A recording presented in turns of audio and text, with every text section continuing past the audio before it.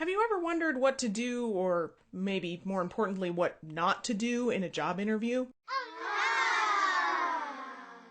So a week or so ago, I posted a video all about resumes and cover letters, and now this is the follow-up. So say you got the job interview. Yay! Good job!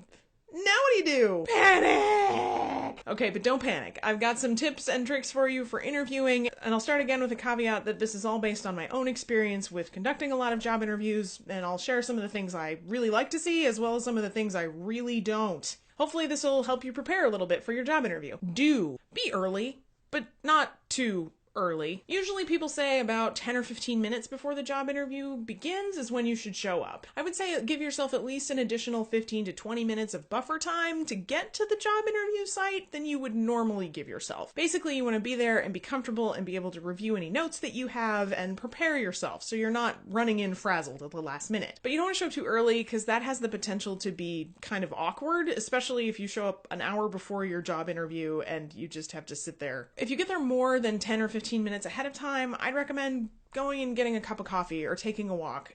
Ask questions. Ask lots of questions. This job interview is not just an opportunity for your potential employer to ask you a bunch of questions. It's also an opportunity for you to ask them a bunch of questions so that you get a sense for whether or not you actually fit in this job position. As I mentioned in my other video about cover letters and resumes, do your research. Make sure you've spent a lot of time on the organization's website, gotten your hands on as much reading material as possible to prepare yourself to not only answer questions, but also to ask them. And you might have some standard questions about job space or desks or that sort of thing, but you should also be prepared to ask some deeper questions about the position itself. Maybe you might ask something like, what's a typical day like for a person working in this position? Or what are the biggest opportunities that this position affords? Or what are the biggest challenges people face in this position? You can get a lot of information about a potential employer by their answers to these kinds of questions. Maybe it's a new position that they don't know anything about, but chances are that they'll probably have a pretty good idea of what the challenges and opportunities and landscape looks like. Asking these questions is a really great way to get a sense for whether or not you actually fit in this job. I mean, maybe you walk out of the interview and you think, whew, man, dodged a bullet there. And that's why asking questions is so important.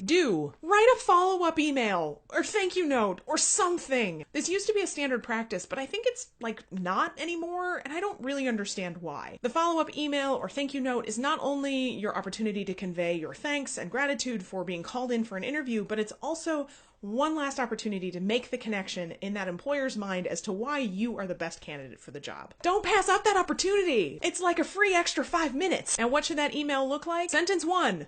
Thank you so much for the opportunity to come and talk to your organization about this position. Sentence 2.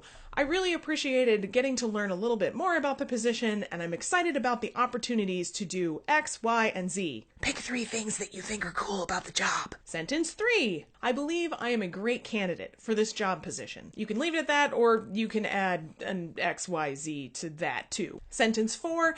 Thank you again, and I look forward to speaking with you more in the future. Email done. It takes 5 minutes. Seriously though, this email is so important. It leaves a really great impression in your potential employer's mind about you and your willingness and your excitement to be a part of their organization.